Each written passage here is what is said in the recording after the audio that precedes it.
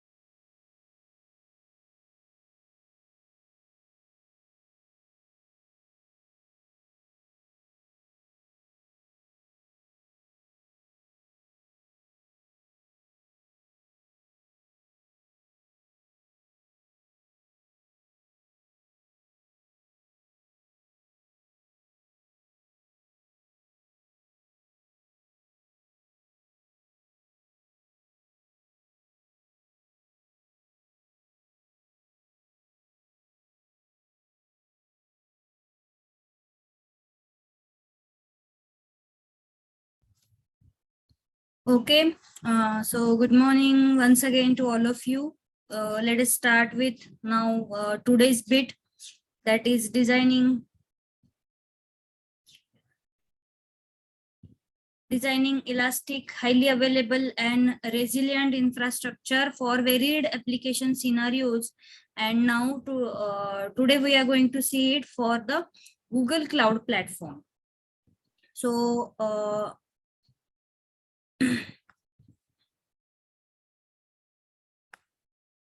So the organizations across the industries such as the retail or the public sector, media, finance, healthcare, those all will depend on the Google Cloud to deliver mission critical services.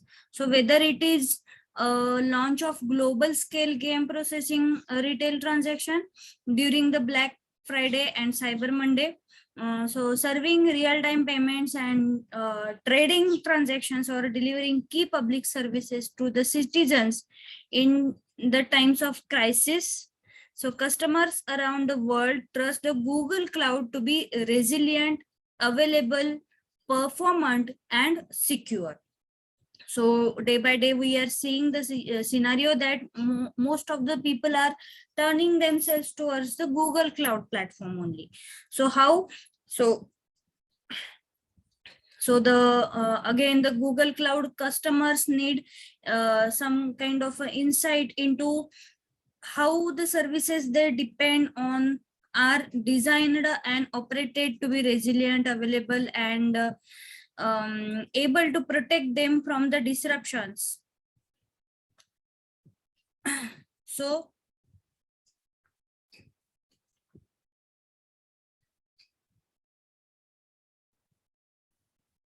So the Google Cloud leverages the technology experiences, then site reliability, that kind of a culture and expertise that Google has built over 20 years of operating global internet services at the scale.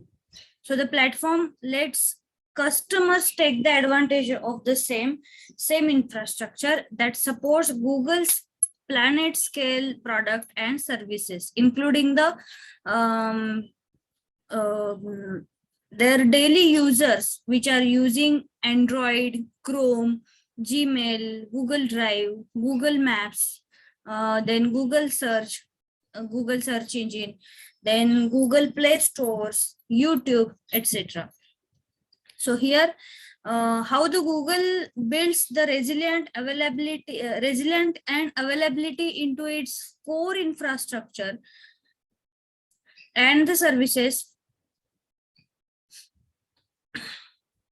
from design through the operations. We also explore some kind of a shared responsibility between the Google and the customers.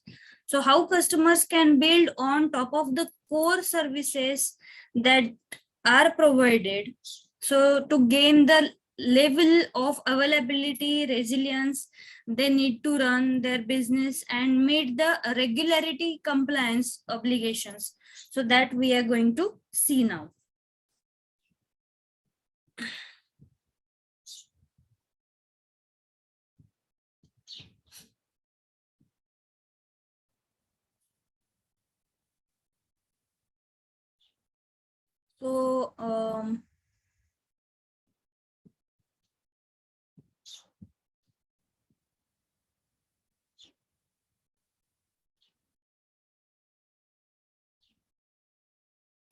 So we heard about the term cloud key management system, that is KMS.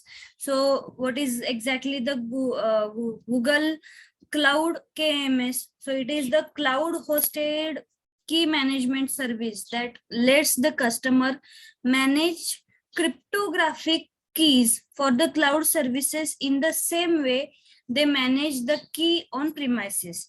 So this cloud KMS, cloud key management system, customers can generate, use, rotate, and destroy the cryptographic keys.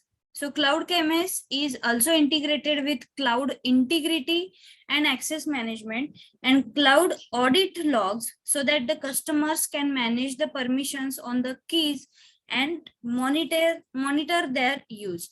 So this Cloud KMS availability, if we go through, so whenever using the Cloud KMS with a data services like Google Cloud Storage or Google BigQuery, as with IAM services, there is zero planned downtime. So Cloud KMS never shuts down for the scheduled maintenance.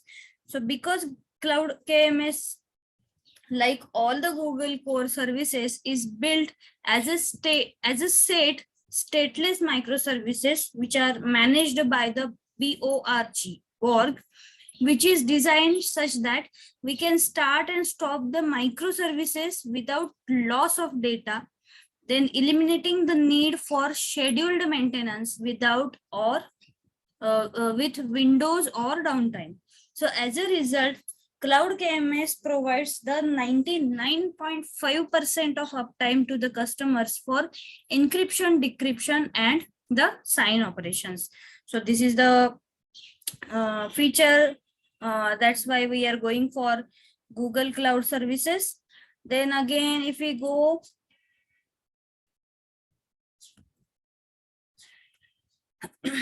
further, then the operations, then stress testing and validation, that kind of things are really helpful in case of a Google.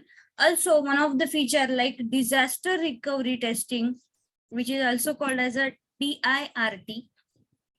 So Google runs annual company-wide multi-day disaster recovery testing events, that is DIRT, which is known as. So to ensure that the Google's services and internal business operations continue to run during a disaster. So DIRT was developed to find vulnerabilities in critical systems by intentionally causing failure and to fix those vulnerabilities before failure happen in an uncontrolled manner.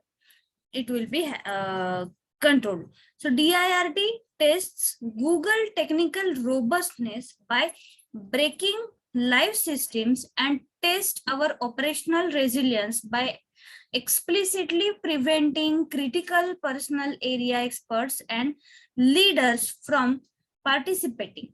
So all generally available services are required to have ongoing active DIRT testing and validation of their resilience and availability. So DIRT, disaster recovery, is also one of the feature in case of Google Clouds. Then resilience and availability as a shared responsibility of Google. So ultimately, the resilience and availability of the applications and workload built on the top of the Google Cloud Platform services, which is shared responsibility. So in the part that is been seen till now, we have covered the Google Cloud Platform builds, operations, the services customers depend on. So here, key considerations for high availability and disaster recovery are given, like they clearly define resilience and availability objectives and metrics, understand the dependencies and single point of failure in the planned services and workloads, then account for and plan for the differences in geographies, then assess end user tolerance for service degradation, accommodate regulatory and policy compliance constraints, consider whether to use single cloud, multi-cloud, and or hybrid environment. So these are the key features provided by it. So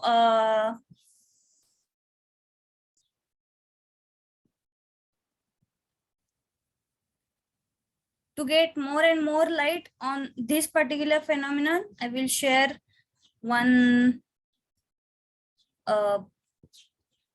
relative video with you for that purpose.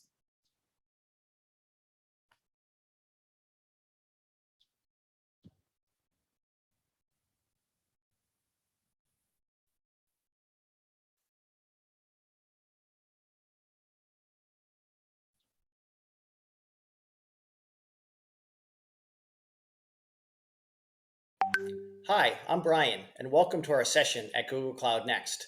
This session is going to be about achieving high resiliency and availability with Google Cloud infrastructure. I'm joined by my friend and colleague, Chris Schilling. We're both product managers at Google and are excited to talk to you about this session. The session today is going to cover a number of topics. First, we're going to talk about why resiliency and high availability matter in the cloud, a little bit about what Google Cloud provides to customers as a foundation of the platform, some of the things you as a user of Google Cloud need to take into account as you architect your solutions and applications on Google Cloud. And then Chris is going to talk a little bit about business continuity planning, and it's a good idea for all applications and all systems. And then we'll give you some links about how to find more information.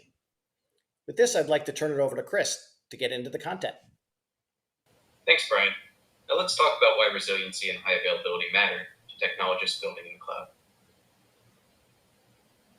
Terms like resiliency can be used in a lot of different contexts in IT infrastructure. We hear the term in the context of distributed systems, context of databases, in the context of networking. When we think broadly about what defines resilient infrastructure, I think there are two key components. First off, that infrastructure needs to be able to handle failures without unexpected data loss. If there is a network partition that results in the loss of a node, for example, a resilient distributed database with many nodes should be able to recover without a split brain situation. Similarly, if there is a disk failure in a resilient enterprise storage array, the system should have copies of that data available elsewhere to mitigate against data loss. So that's the first component of resiliency. Failure should not mean data loss. The second component is that resiliency means more than one layer of defense. Just as infrastructure has multiple components, from software-defined storage to the relational database to network and access security, the business logic middle tier, so too does resiliency.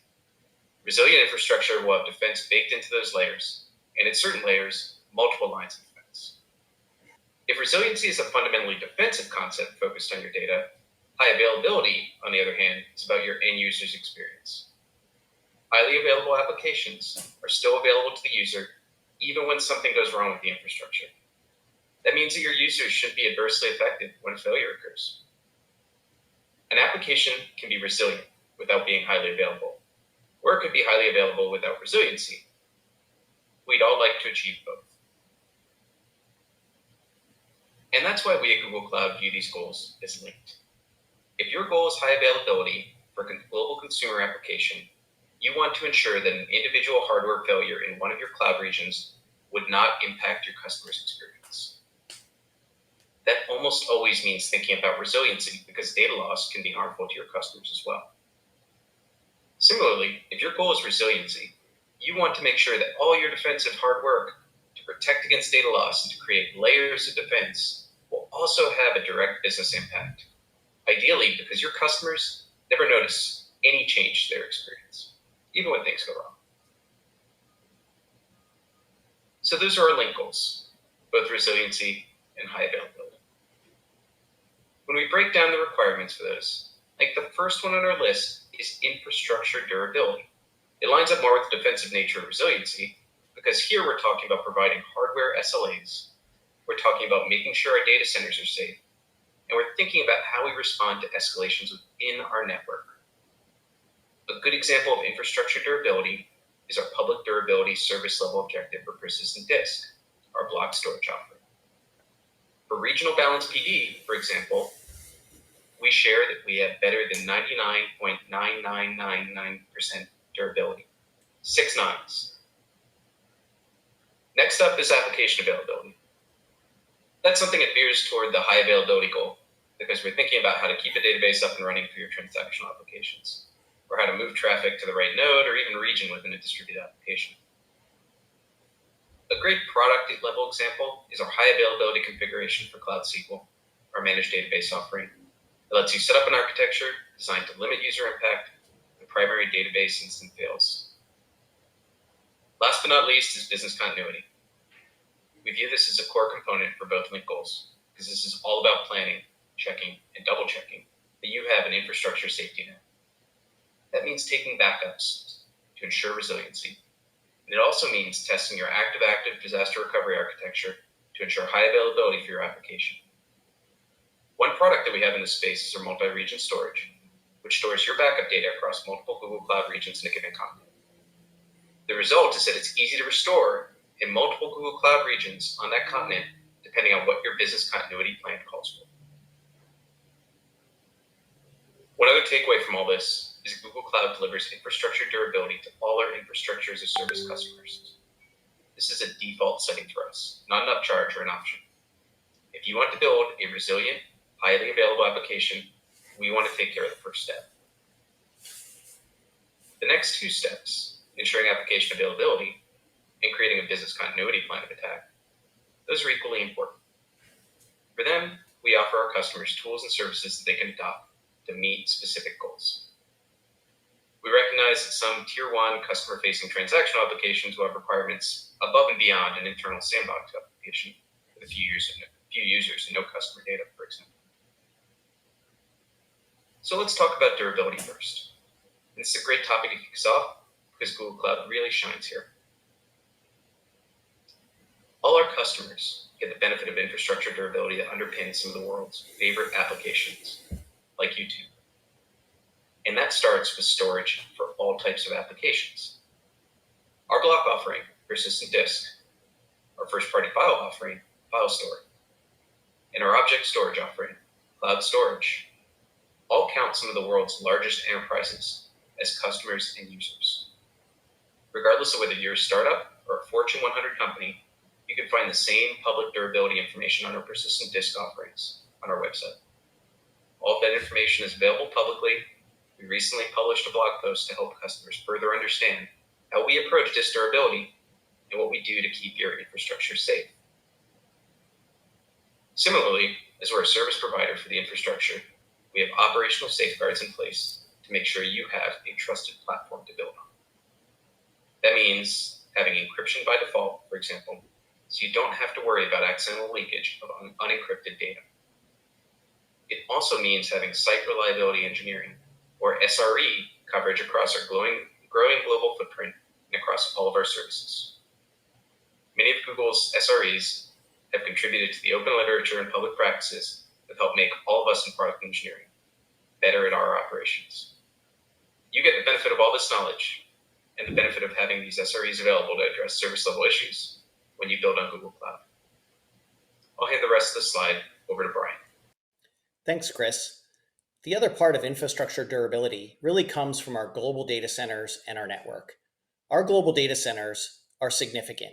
We have 27 regions and over 82 zones built out in many continents in the world, and they offer a tremendous amount of on-demand capacity and many layers of physical security in the data centers themselves. Of course, we've layered on top of this infrastructure sophisticated hardware monitoring, and all of these are used to basically offer the many managed services that are part of the Google Cloud Network.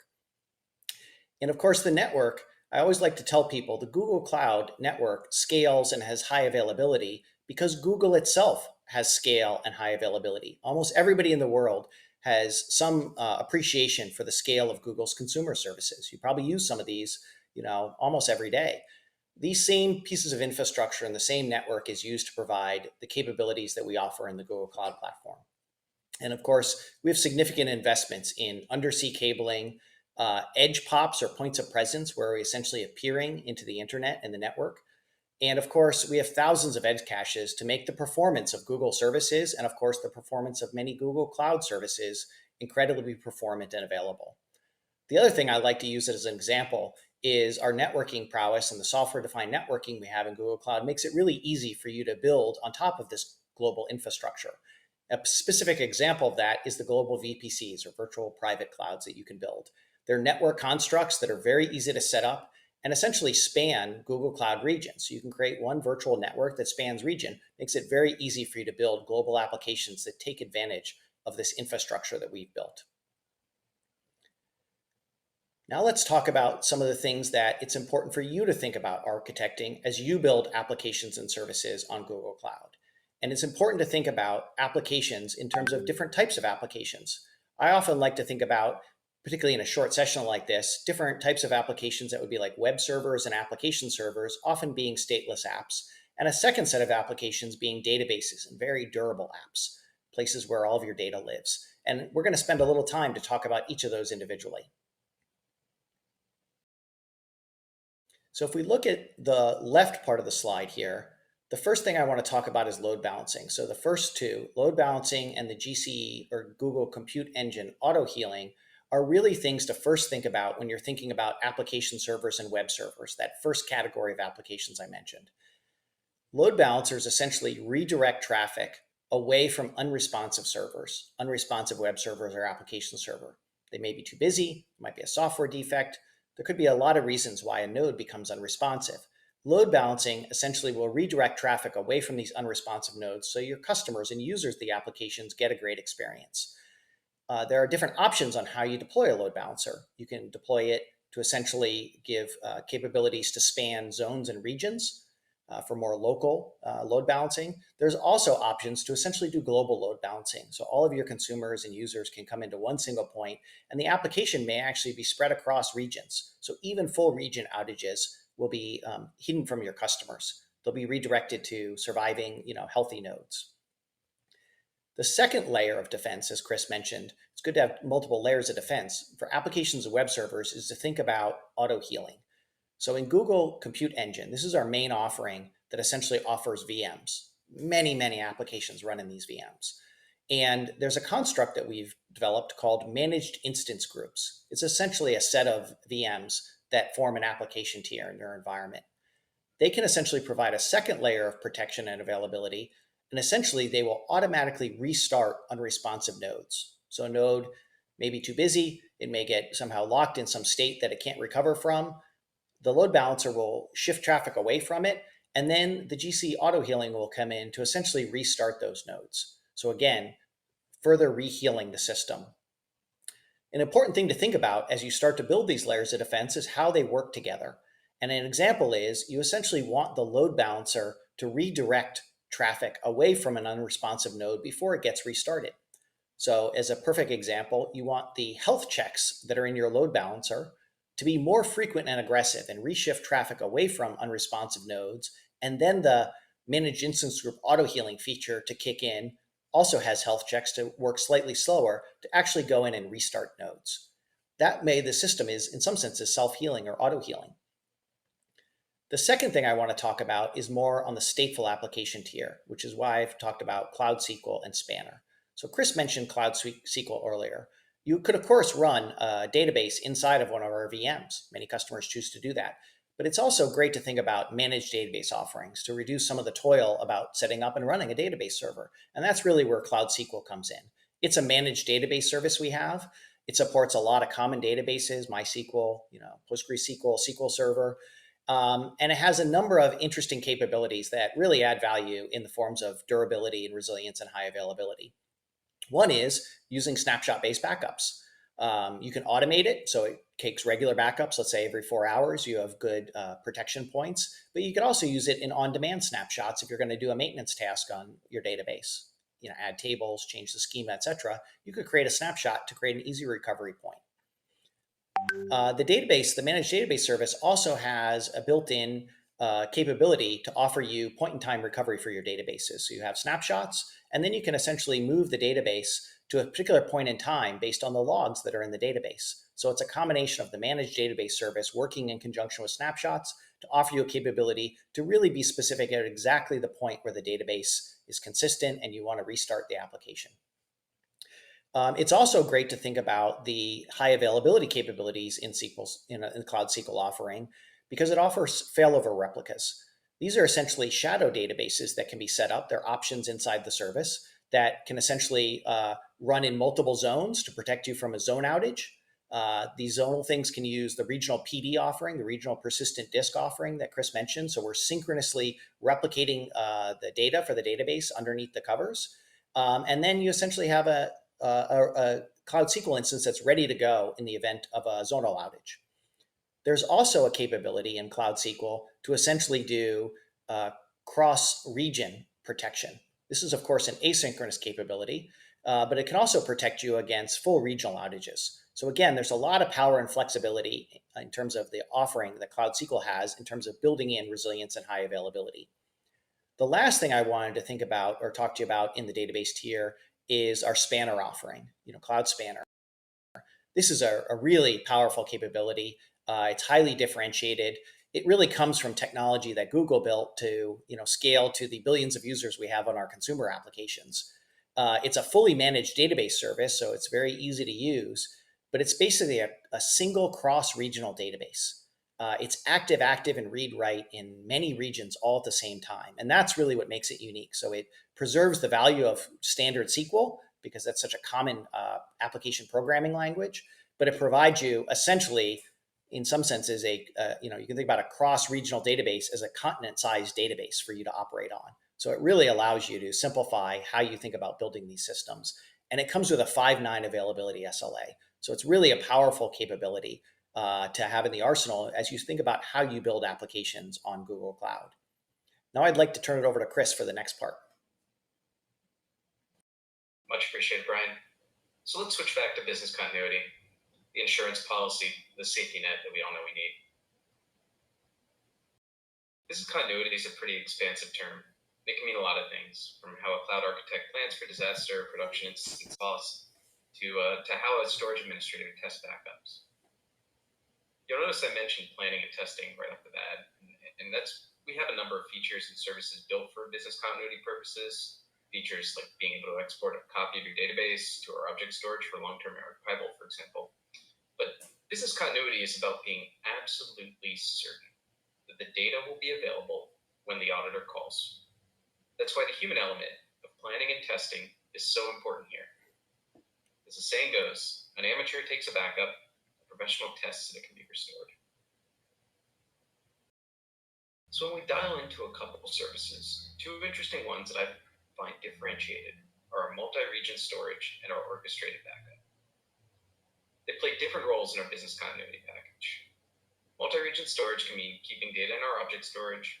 We'll keep 2 copies of the data in 2 different regions on a continent, available in case of regional failure or disaster. This also underpins some of our other offerings. Makes it possible, for example, for our customers to restore a snapshot stored in North America to different North American regions without having to create a handful of copies across the continent and wait for them to be replicated one after another. And on the orchestrated backup side, we recently acquired Actifio, a proven backup vendor that sells Actifio Go, a backup as a service offering built on Google Cloud. Actifio Go can protect Google Compute Engine VMs if you're building in the cloud. Or if you're lifting and shifting relational databases into Google VMs and you need application-consistent agent-based backups, similar to what you have on-prem, Actifio Go can deliver the same functionality to you, allowing you to back up your newly migrated database workloads as frequently as every 15 minutes. Best of all, that data can be stored in multiple Google Cloud object storage buckets in different regions and classes, and it can be restored directly from object storage, which means lower long-term storage costs for customers with severe data retention requirements and easier discussions with your internal compliance counterparts when you test that a backup is available, for example, without the need to complicate restores or move data around to different block storage options. These are just 2 of our features that we've created to make business continuity easier for you to plan and to test so that you and your team can achieve those goals around resiliency and high availability.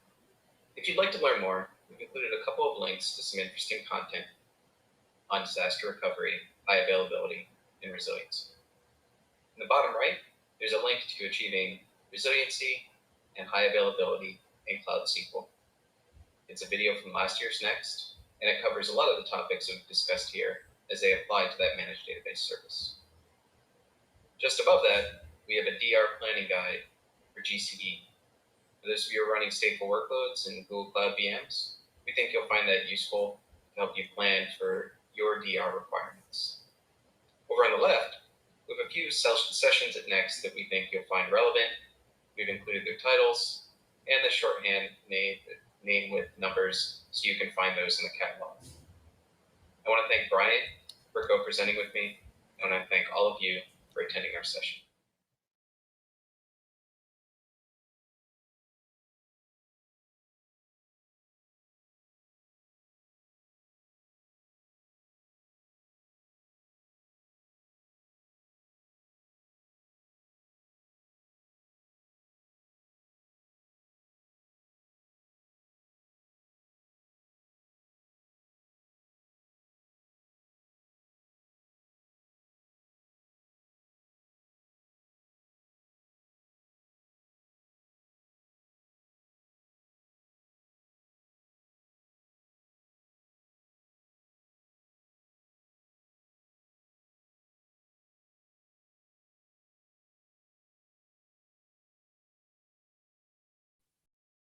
Okay, and now the last bit of the chapter, that is nothing but the financial and the technological implications.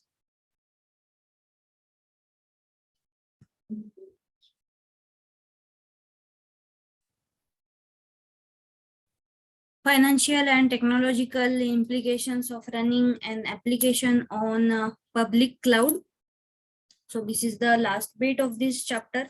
So how these three public clouds, that is whatever we have seen, that is about Microsoft Azure, then this Google Cloud Platform,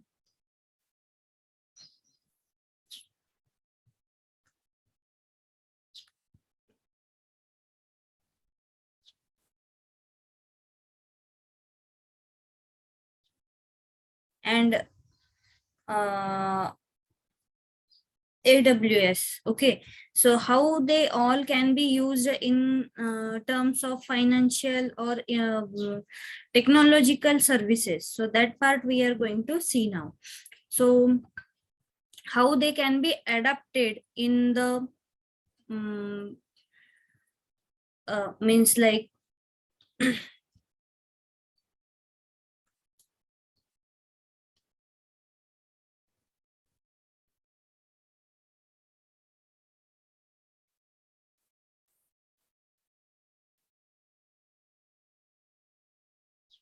so as we know, the public cloud adoption is growing steadily in many of the industries.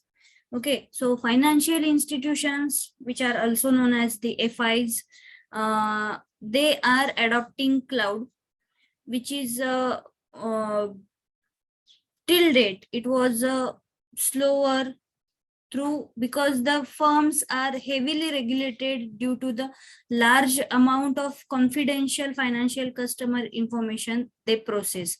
So now FI information security, risk and compliance, then ecosystem management, integration, and the control preferences are exceeding high. So as a result, many of the banking applications in the public cloud today are not mission critical or do not directly expose core system and the databases. However, the banking industry attitude towards the public cloud are day by day changing. So first, large financial institutions have begun exploring the public cloud use cases. For example, 19 of the top 20 banks in the US have already announced the public cloud initiatives. Secondly, fintech challenger banks are smaller financial institutions, and the smaller financial institutions have implemented core banking platforms and other mission critical systems in the public cloud. So institutions are examining additional opportunities while addressing any security risk, compliance, and ecosystem issues. So as the business case is made for broader public cloud adoption, banks will have to evaluate a variety of considerations that could influence not only where they deploy the technology, but also how they are going to deploy it. So this particular thing will focus on the public cloud adoption in financial services and addressing the public cloud adoptions to date, market drivers making public cloud more attractive to the financial institutions, and issues with financial institutions that will be discussed now. So mainly 7 critical considerations for the public cloud adoptions that are coming from the client are: first of all, the security and the trust; secondly, risk management and the compliance; third is ecosystem partner management; fourth is customers experience; next is cost management flexibility; Sixth is the agility to innovate faster, and seventh is the operational efficiency. So these are the key factors on which any of the company will turn itself towards the adoption of any public private cloud services. Then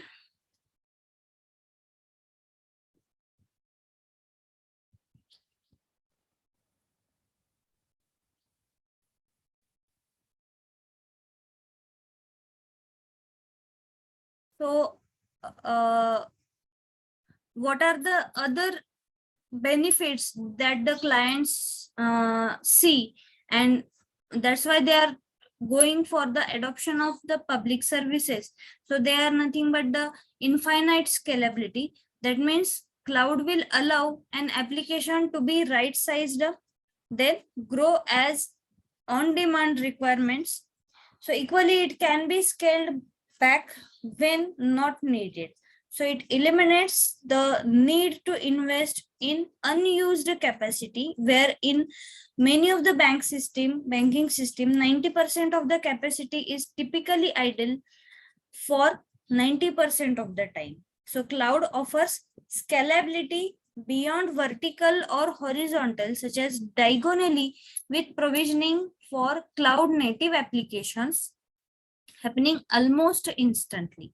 Second advantage is agility and the speed to the market.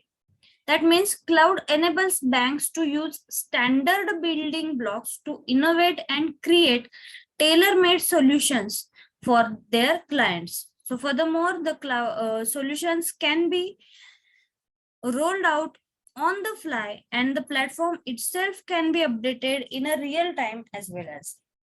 So infrastructure cost efficiency, this is the third advantage. So while not always cheaper, cloud provides some cost optimization. So cloud service providers have already invested in the technology stack to make it work, and ongoing investment costs are shared by all the users. So the maintenance and the support of the technology and ongoing upgrades are also the part of the cost. So in addition to that, given the competition among the cloud providers, that investment is significantly higher than the virtually any financial institution cloud make on their own. So the return on investment for the application brought to the cloud is enhanced by the speed to the market and lower total cost of the ownership. Again, very important, that is the security and resiliency. So the cloud vendors have invested significant sums of money to meet all the necessary regulatory security standards and regulations that banks may face. So with the cloud, security will be stronger and more sophisticated than any single financial institutions could devise. Community clouds are being established which provide industry-specific capabilities and solutions through certain cloud partners may excel more than others. And finally, the future proofing, that means change. As saying goes, in constant, how will you plan for the downstream consequences, or indeed those we can't even imagine, but cloud will be providing it to us. So from the banking sector point of view, these are the advantages we can see. Then again, the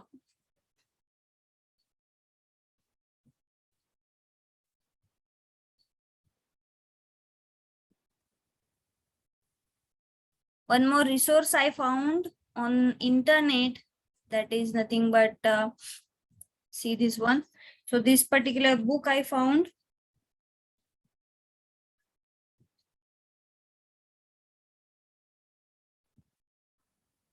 So the use of cloud computing by financial institutions. So this is the technical paper given by, I don't know. So the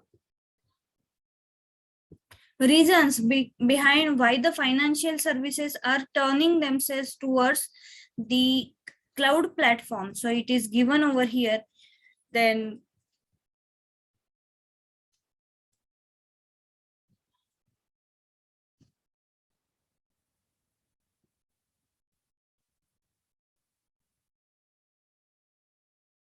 see here, this third chapter, that is why European banks use cloud services. So this is given in this particular chapter.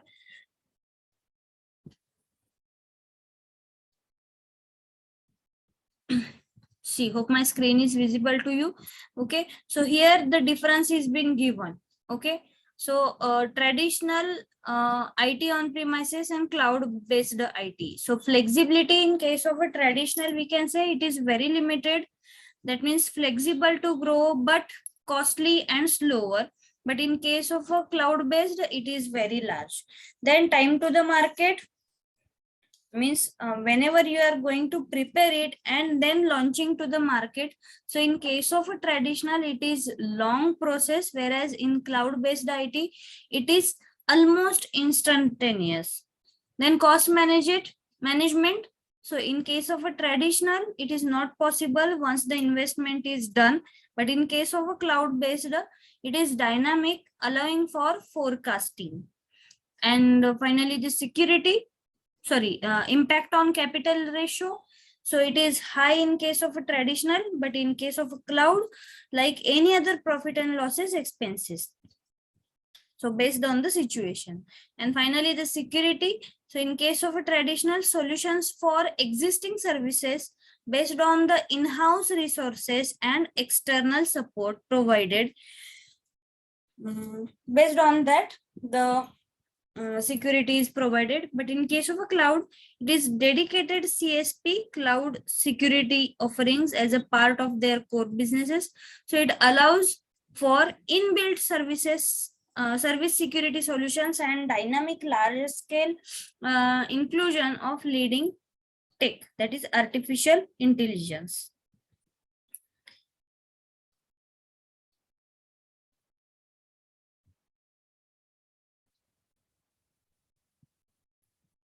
So one good paper is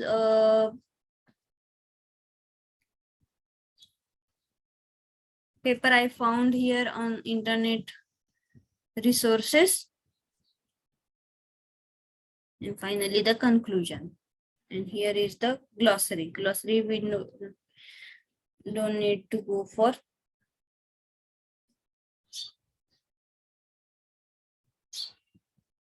So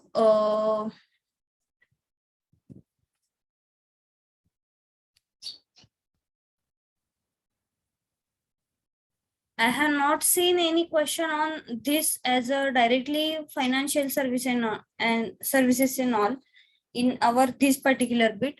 Whatever the questions I found in our previous papers that are shared with you in terms of the assignments, and if I found any new, that I am sharing with you.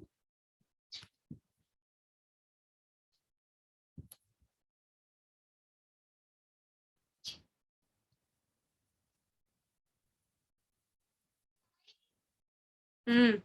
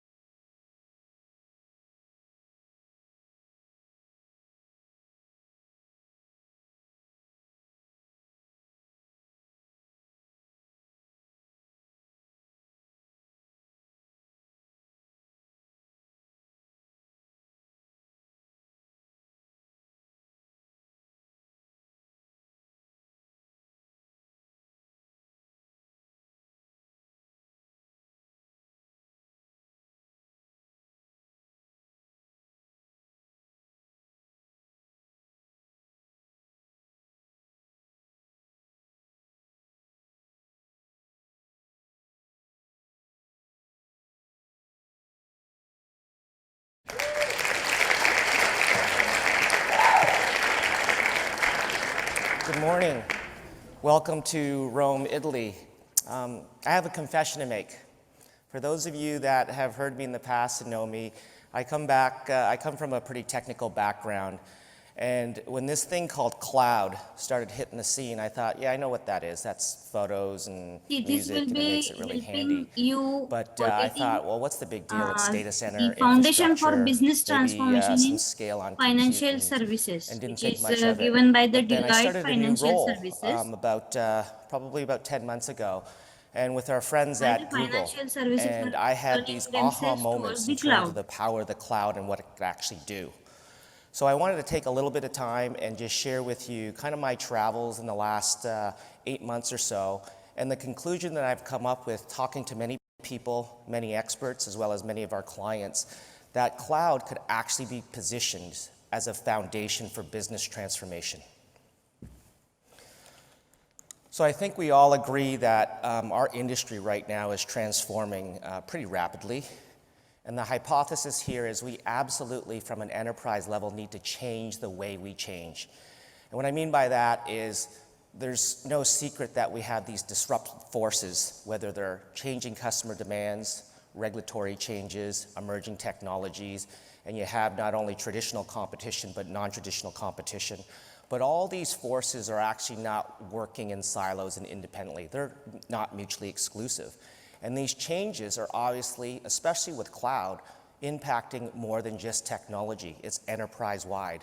There's pressure on growth and revenues, cuts of costs, and it's impacting something like AML, everything from the business to the CFO, CRO, and obviously the CIO. And as we talk to many of our clients, there's absolutely changes and challenges in responding to this and adapting to this. Speed, velocity, agility is going to be the new superpower, as well as the leadership change in the culture and mindset in terms of how you think and deal with this change. So getting back to changing the way to change, organizations absolutely need to reimagine and reinvent a lot of the way they look at things and also lower the cost of change.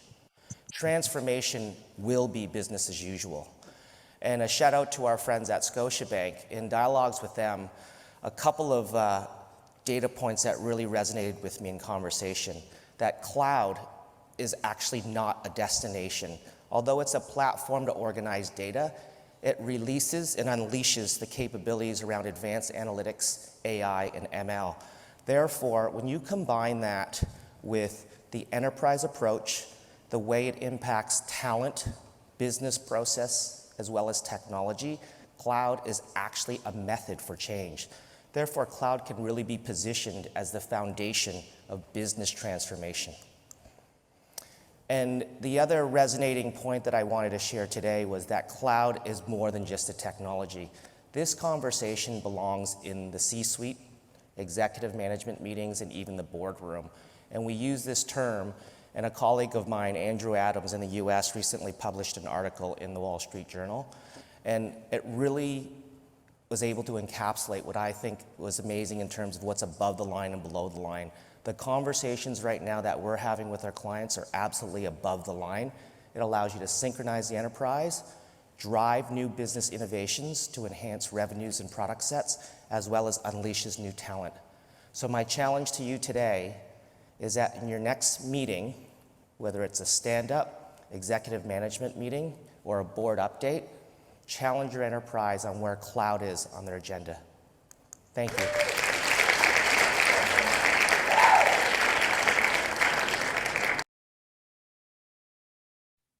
So the reasons are given by Deloitte itself. So here all the bits of this unit are being covered.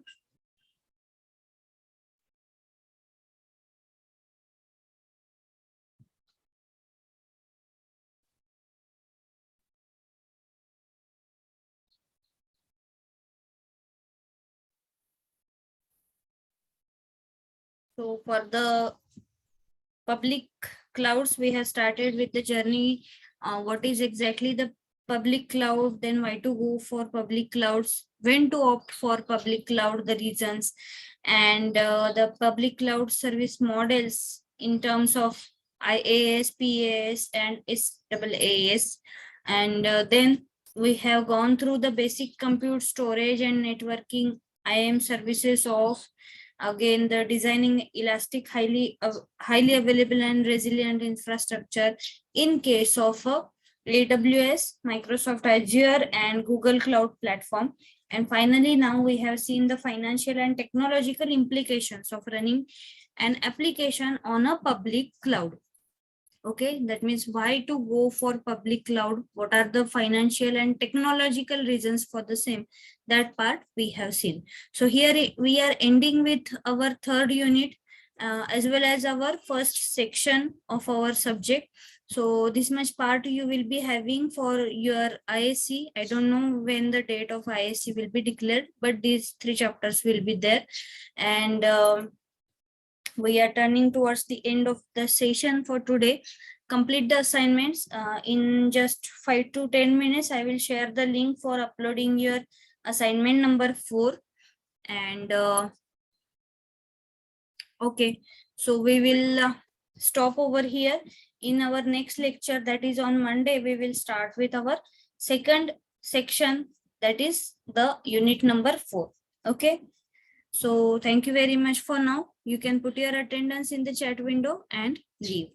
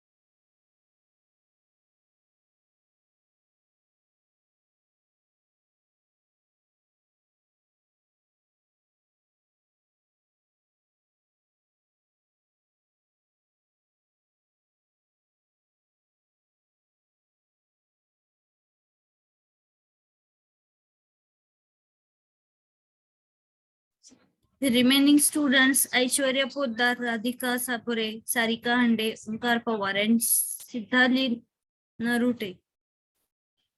Siddharli Narute, we are from which class? A or B division?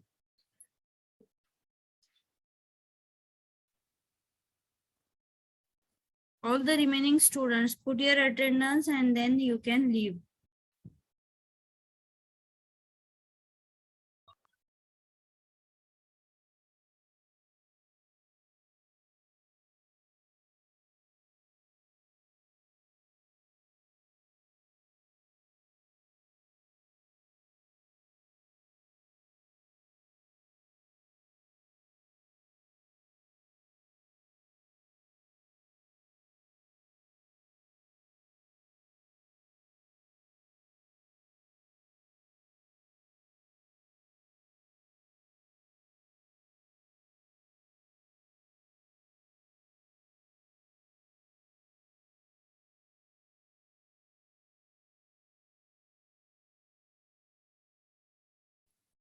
Pratiksha Mali, I think you have joined just now.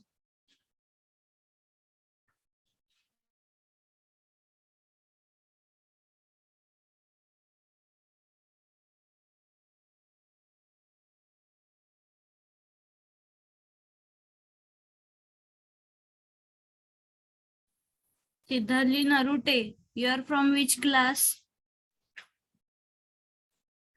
Which division?